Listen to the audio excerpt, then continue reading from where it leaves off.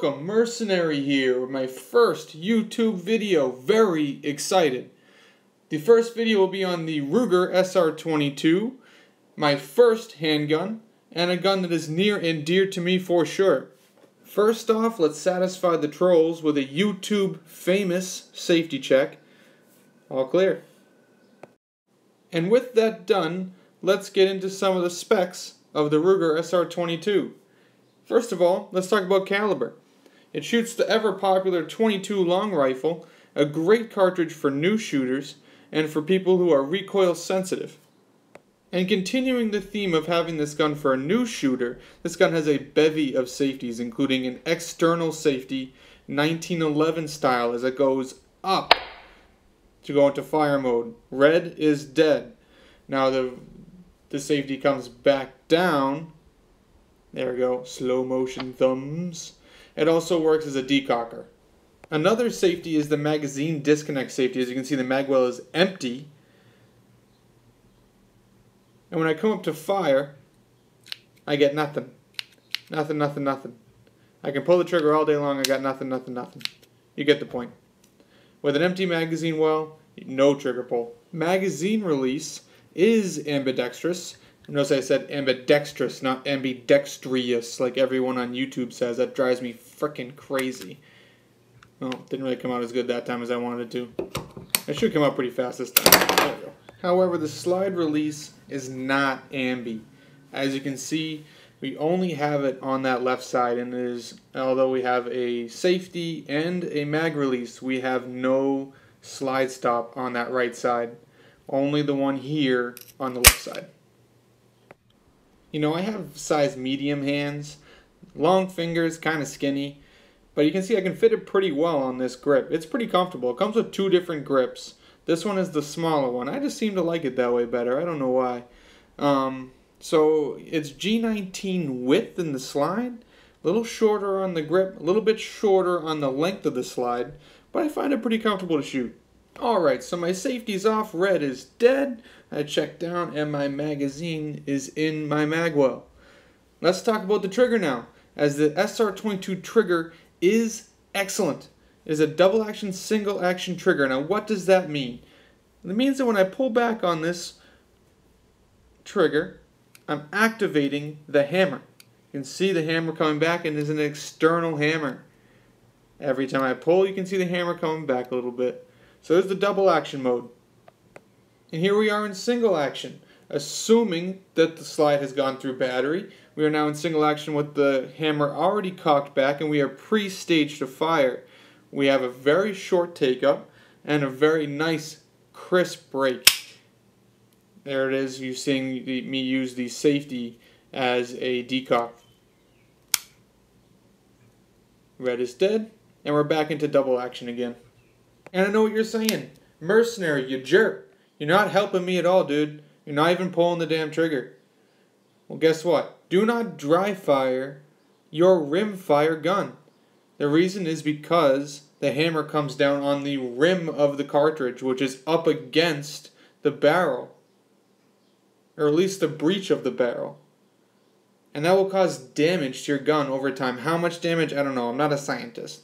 But I can tell you it's going to cause you damage, and it's not worth your investment. Moving on to sights, we got the nice 3-dot standard set sights, which are adjustable from the top by this set screw, and also windage on the right side by another screw. You get yourself two cool mags for your new SR22 with two different size base plates. As you can see here, one a little bit longer and also the little bit shorter one. You know, I don't have any preference to them, so you can see them side by side. You're not really getting much of a difference between them. Although the two different base plates aren't all that cool, these little tabs on the side of your mags are pretty cool. They help you bring down your follower, so it's easier to insert those small little 22 LR rounds. You got a little tab on each side, and it makes it kind of easier to load those 10 round mags. And speaking of cool, you've got these cool little stippling areas in the front of the trigger guard, and that kind of helps you if you put that support hand forward on the grip. Helps you kind of hold on to that and make it a little more stable for your shooting. I know the 22 doesn't have too much recoil, but hey, it can't hurt, right? You also get yourself a 1913 style Picatinny rail for mounting your lasers and your flashlights, so you can be extra tactical, which is always important. And you have front slide serrations so you can do your range time inspired press checks.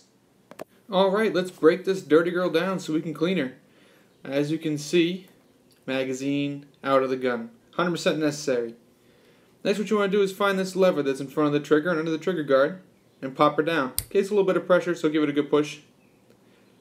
Next part's nice and easy. We're just going to grasp the slide from the slide serrations in the back and pull her off. She comes right on off. Don't have to do anything else. Don't have to engage the trigger or anything.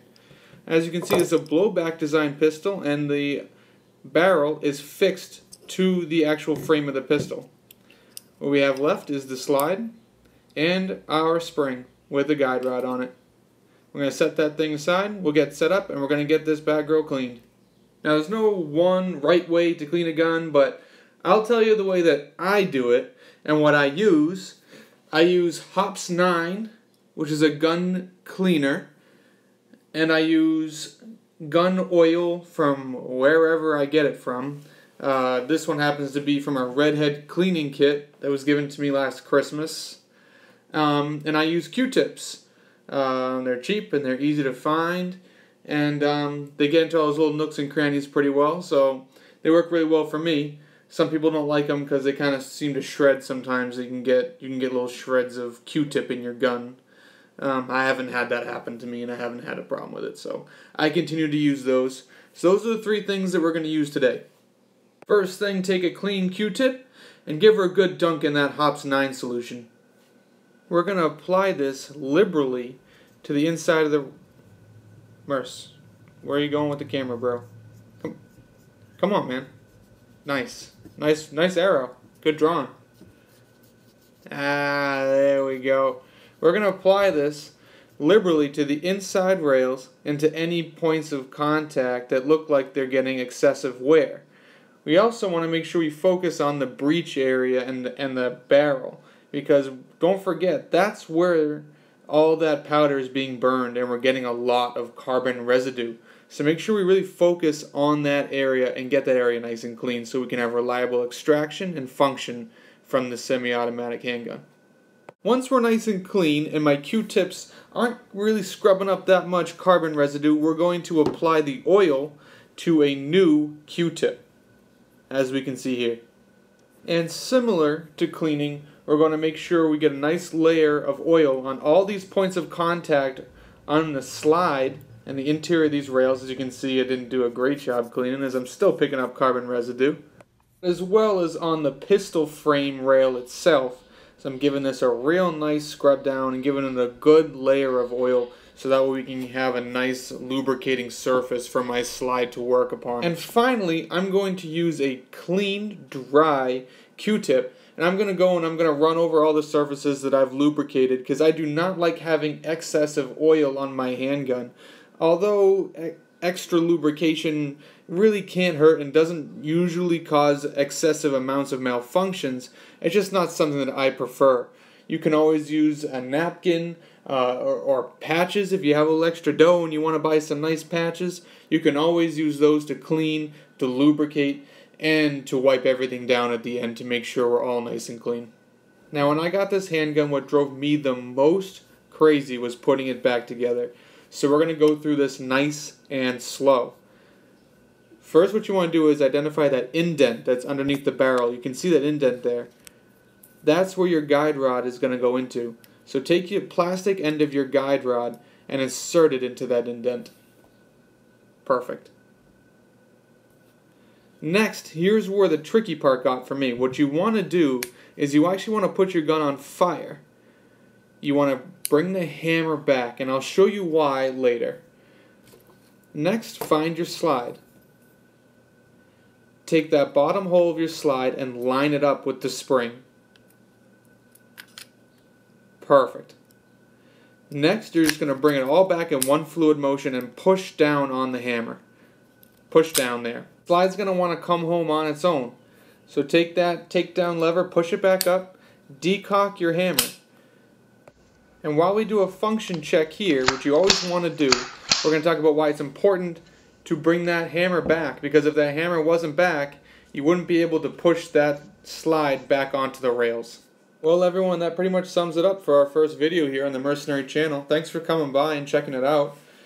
The Ruger SR22 is a great gun for cheap shooting, for new shooters, for recoil-sensitive shooters, really for everybody. It's a hard gun to argue not to own. 10 cents a round or less, 5 cents a round for a 22 long rifle, it's hard to beat. Especially at the price point for the gun. It's only $300, $400 for a brand new. Lastly, let's just touch on reliability. I've probably put 4,000, 5,000 rounds through this thing. As long as I feed it good ammo, CCI or even some of the Federal stuff, that Federal Champion, American Eagle, that's feeding 100%. It's hard to beat that kind of thing with that kind of reliability, money. I can practice offhand. I can do all the things that I want to do with it in a much cheaper platform than shooting 9mm or 45. If you liked the video, please hit the like button. And if you want to see more videos like this, please subscribe. There's going to be a lot more coming down the pipeline. This is Mercenary signing off for the first time, and definitely not the last. Thanks for stopping by.